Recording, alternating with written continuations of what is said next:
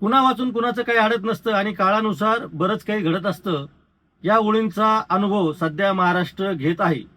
उपमुख्यमंत्री अजित पवार यांच्या अपघाती निधनानंतर महाराष्ट्राचं राजकारण पुन्हा वेगाने पुढे चाललेलं आहे. अजित पवार यांच्या निधनानंतर महाराष्ट्रात जिल्हा परिषदांच्या निवडणुका पार पडल्या. आज मुंबईच्या महापौर आणि उपमहापौर पदांचीही निवडणूक झाली आणि ही सगळी धावपळ होत असताना उपमुख्यमंत्री म्हणून शपथ घेतल्यानंतर सुनेत्रा पवार या दिल्लीत दाखल झाल्या. त्यांनी पंतप्रधान नरेंद्र मोदींची भेट घेतली. त्याचबरोबर गृहमंत्री अमित शहा यांनाही त्या भेटलेल्या आहेत. हे राजकारण वेगाने पुढे जात असतानाच आमदार रोहित पवार यांनी मात्र अजित पवार यांच्या मृत्यूबाबत अनेक महत्त्वाचे प्रश्न उपस्थित केलेले आहेत. आणि विशेष म्हणजे ज्या विमानातून अजित पवार प्रवास करत होते, शेवटचा प्रवास करत होते, त्या विमानातील वैमानिक क्रू म्हणजे विमान क्रू मधली एक टीम मधील पिंकी माळी हिच्या वडिलांनी सुद्धा रोहित पवारांच्या आरोपाला दुजोरा दिलेला आहे आणि अजित पवारांचा मृत्यू हा घातपातामुळे झालेला असावा असं त्यांनाही वाटत आहे. अनेक प्रश्न या निमित्ताने निर्माण झालेले आहे. भारतीय जनता पक्षाने रोहित पवारांच्या आरोपांकडे दुर्लक्ष केलेलं नसलं तरी त्यांना थेट उत्तर देणं सध्या तरी टाळलेलं आहे. यातून एक प्रश्न निर्माण होतो आहे की अजित पवारांचा मृत्यू हा अपघाती आहे की घातपात झालेला आहे, याचं उत्तर अजून सरकारला देता आलेलं नाही. आणि घातपात जर झालेला असेल तर मग त्याच्या मागे नेमकं कारण काय, हा सगळ्यात कळीचा मुद्दा आहे. आपल्याला समजून घ्यायचं आहे की जर घातपात केला गेला असेल तर तो का केला गेला असेल आणि कोणी केला असेल हे सगळ्यात महत्त्वाचं आहे. त्यामुळं या प्रश्नावर बोलताना आपल्याला एकच अँगलने आजच्या व्हिडिओमध्ये चर्चा करायची आहे की अजित पवारांचा विमान अपघाताचा जर घातपात झाला असेल तर त्यामागे नेमकं काय कारण असू शकतं.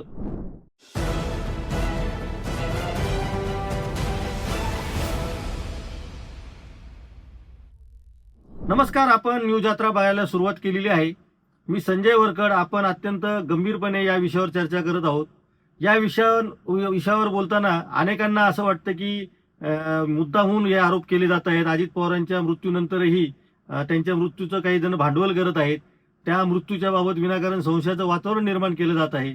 एकतर दस्तूरखुद्द शरद पवार यांनी जेव्हा सुरुवातीलाच या अपघाताबाबत विधान केलं होतं की हे घातपात नसून हा निव्वळ अपघात आहे आणि त्यावर राजकारण करू नये, त्यामुळे इतरांनी पुन्हा उठून त्यावर बोलणं कितपत योग्य आहे असा सवाल फार पूर्वी काही दिवसांपूर्वी करण्यात येत होता.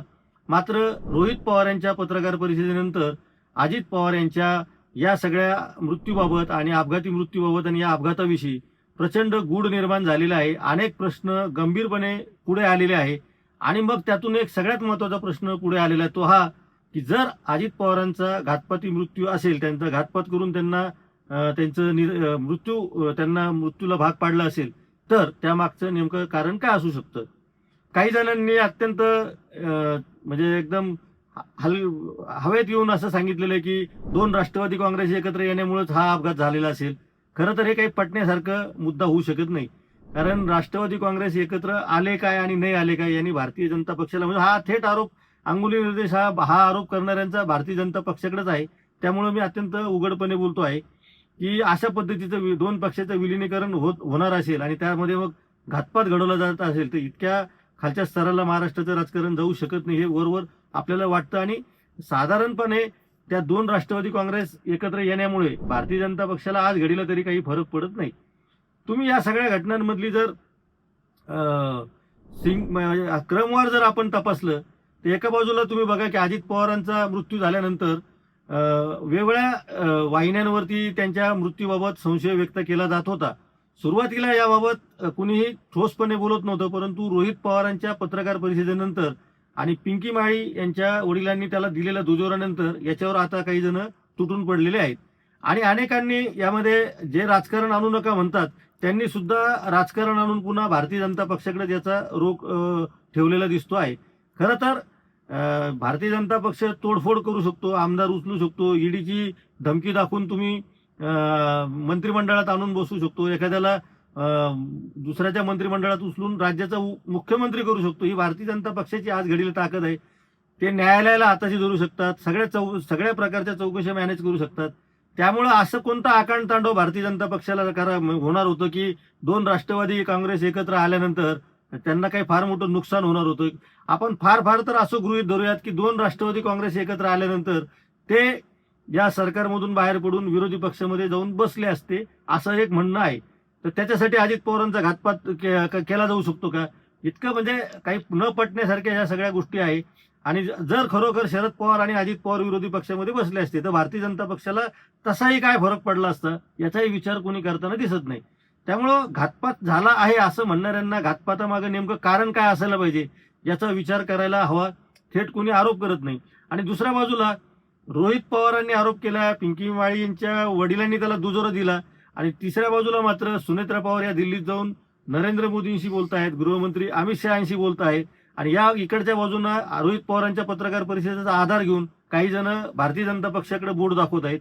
त्यामुळं आपण ज्या कोणत्या घटनेबद्दल बोलतो आहोत, त्या घटनेचं गांभीर्य काय आहे, आपण एका महाराष्ट्राच्या मोठ्या नेत्याला मुकलेलो आहोत. अजित पवारांसारखा इतका धुरंधर नेता महाराष्ट्रात पुन्हा होणे शक्य नाही.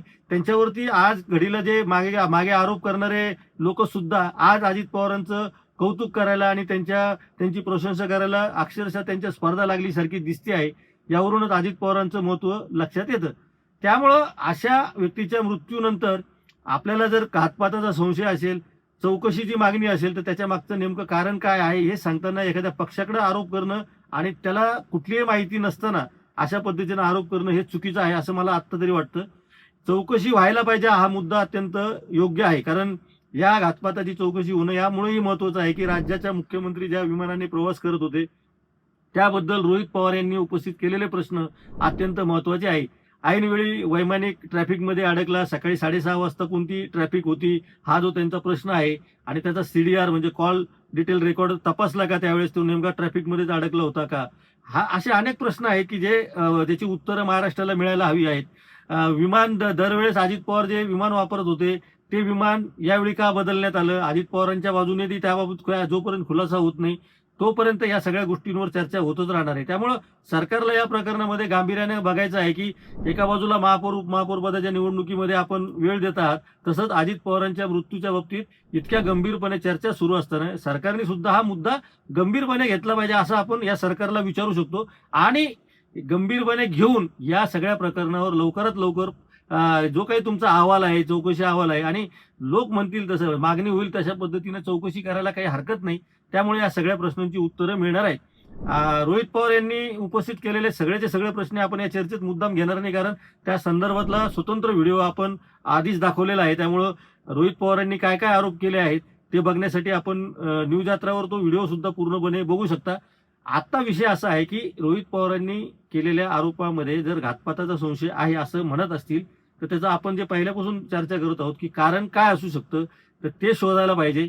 आणि अजित पवारांच्या अलीकडच्या काळामध्ये मुंडवामधील जमीन घोटाळा प्रकरण पार्थ पवारांचं आलं होतं. त्याही वेळी अजित पवारांच्या विषयी प्रचंड टीकेची झोड उठलेली होती. आणि पार्थ पवारांना वाचवण्यासाठी चौकशी अहवाल तयार केला जाईल असंही म्हटलं जात होतं.